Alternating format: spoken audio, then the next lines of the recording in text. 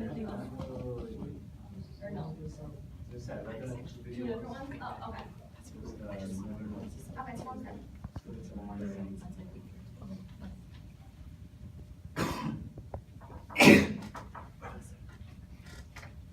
First of all, I'd like to apologize. I am sick, so if I start coughing randomly, that's why. I have one more question. Can the timer say like 8 minutes with their hand? Or like a time? Do you want me to like do something at 7 as well, or? Yeah, 7. Just like 7 you can put make your this time, finger, there's yeah. I'll do something like this. Yeah, that's fine. Okay. Thank you. Sure. So like at 7 it tells you there's 2 minutes left, then 1 minute. Yep. Then Okay. stand and clap. According to the NCSL, 24 out of 50 states, including the District of Columbia, require that all public schools in the state teach sex education. That's less than half of the United States that properly teach youth good sexual education. After doing extensive research about sex education, we have realized that sex education is a very, very powerful community issue because every community is made up of several young adults and teens who would really benefit from proper sex education. Instead of having public schools teach sex education, they teach abstinence-only programs.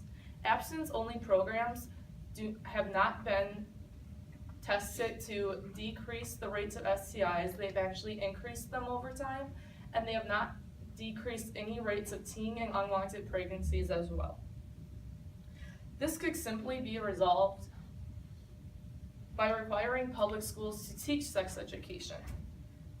To begin, we must first understand the problem without teaching sex education from Carly. Personally, I have seen the effects of what can happen to a person without the proper sex education. 2 classmates of mine in high school were impacted by this. One of them had 2 unwanted pregnancies and the other one had an unwanted STD. And this was either from lack of caring or lack of proper sex education. Today I'm going to talk about the problems with abstinence-only education in schools and how that impacts the government, or how the government impacts those decisions and how it impacts the youth of today. The government funds abstinence-only programs and they've been proven to be ineffective for what they claim to prevent, which is reduction in unwanted pregnancies and STIs. According to Advocates for Youth, over 80% of federally funded abstinence-only until marriage programs use curriculum that distort information about effective contraceptives. $1.5 billion for these programs have been going towards abstinence-only programs since 1996.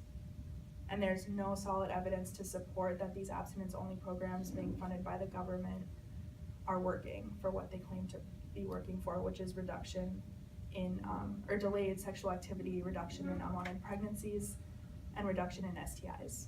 And despite this, the government still promotes teaching these in schools and they fund the abstinence-only programs. Information is also being distorted towards the youth. An investigation by minority staff, House of Government Reform Committee, reviewed 13 abstinence-only programs, and 2 of them proved to be correct, while the other 11 were falsely misrepresented. And these 11 were being taught in 25 different states.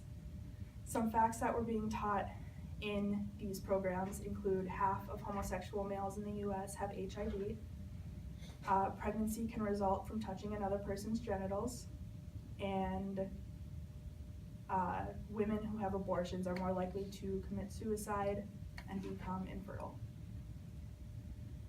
According to the UNICEF.org, 37 million people worldwide have HIV compared to the half of homosexual males in the US, and no, you cannot get pregnant from hand jobs. On top of these false stats, an increase in risky behavior has also been tied into the lack of proper education in sex ed, like an increase in anal sex, oral sex, and unprotected vaginal sex, which all lead to either STIs, STDs, or unwanted pregnancies. According to Advocates for Youth, the abstinence-only program guidelines prohibit any discussion of contraceptives except for the failure rates, and that's a huge problem.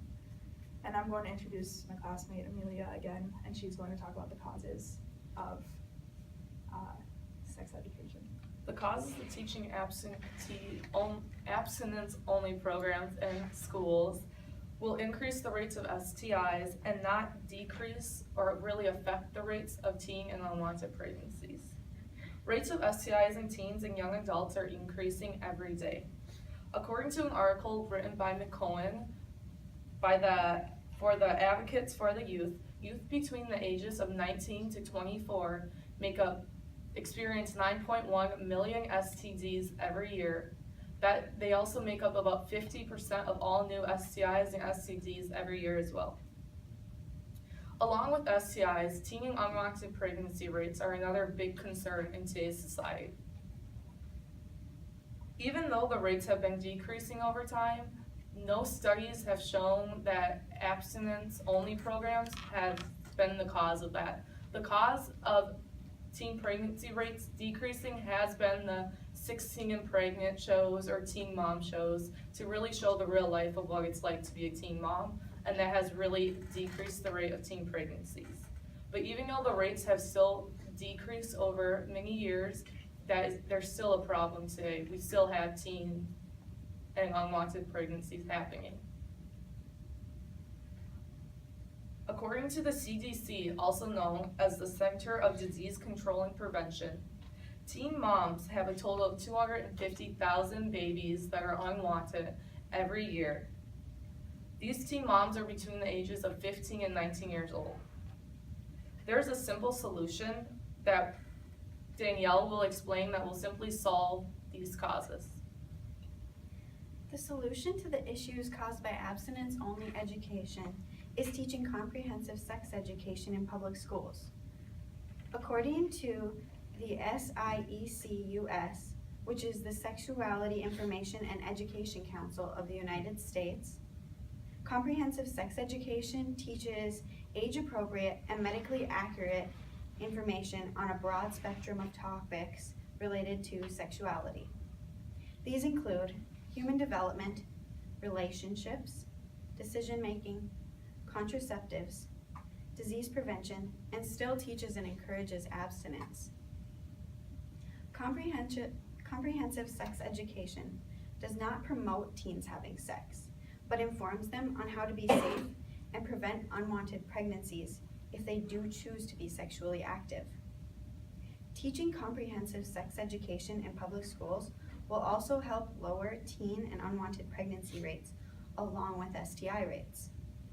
These rates have been decreasing as abstinence-only education has been taught in schools, but studies show that the rates have not gone down due to abstinence-only education, but due to other factors. According to Santelli J., 86% of the decreasing rates are due to dramatic improvements in contraceptive use, while only 14% is due to young women refraining from sexual activity. These improvements in contraceptive use include the increased use of single methods, increases in the use of multiple methods, and a decline in non-use, which are responsible for these decreases in the adolescent pregnancy rates. By teaching teens how to properly use contraceptives and ways to prevent STIs, we can lower these rates even more. These changes in education will help teens live healthier lives throughout. Now we will turn back to Amelia for the conclusion. We have explained why proper sex education is beneficial to every community. Sex education is more effective than abstinence-only programs, and will lower rates of STIs and will most hopefully decrease the rates of teen pregnancies even more.